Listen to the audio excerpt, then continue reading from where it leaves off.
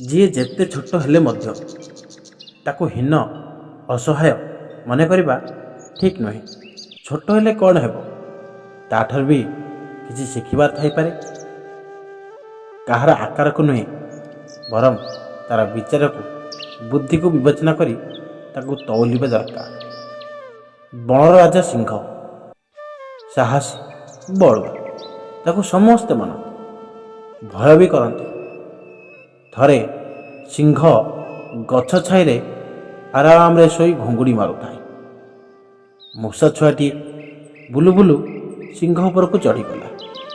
ତା ପିଠିରେ ନାଚିଲା, କୁଦିଲା, ମନ ଖୁସିରେ ଖେଳିଲା। ସିଂହର ନିଦ ଚାଉଁକିନା ଭାଙ୍ଗିଗଲା। ସେ ରାଗରେ କୁଆଟା ଛାଡ଼ି ଆଖି ତରେଟି କହିଲା, ଇଏ ରେ ତୁ, ତୋର ଏତେ ସାହସ, ମୋ ପିଠିଟାକୁ କ'ଣ ଖେଳ ପଡ଼ିଆ ଭାବିଲୁ? ଆଜି ତୋର ନିସ୍ତାର ନାହିଁ, ତୋତେ ଜଳଖିଆ କରିବି।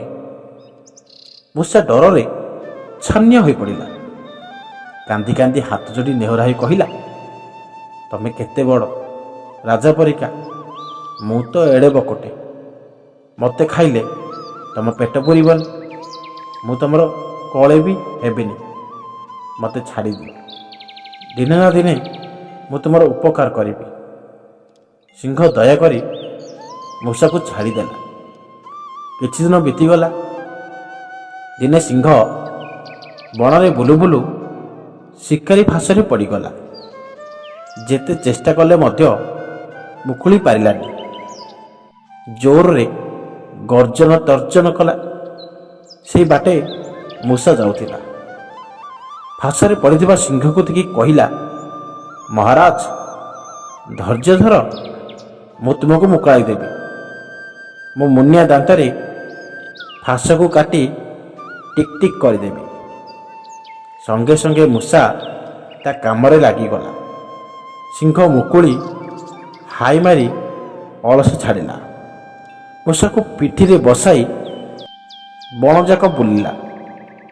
ସିଂହ ମନେ ମନେ ଭାବିଲା, ବଡ଼ ବଡ଼ିଆ ଠିକ୍ କହିଛନ୍ତି।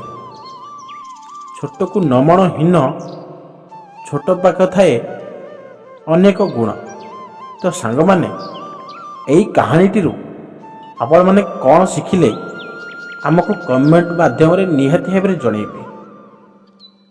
ଦେଖା ହେବ ଆଉ ଏକ ନୂଆ କାହାଣୀ ସହ।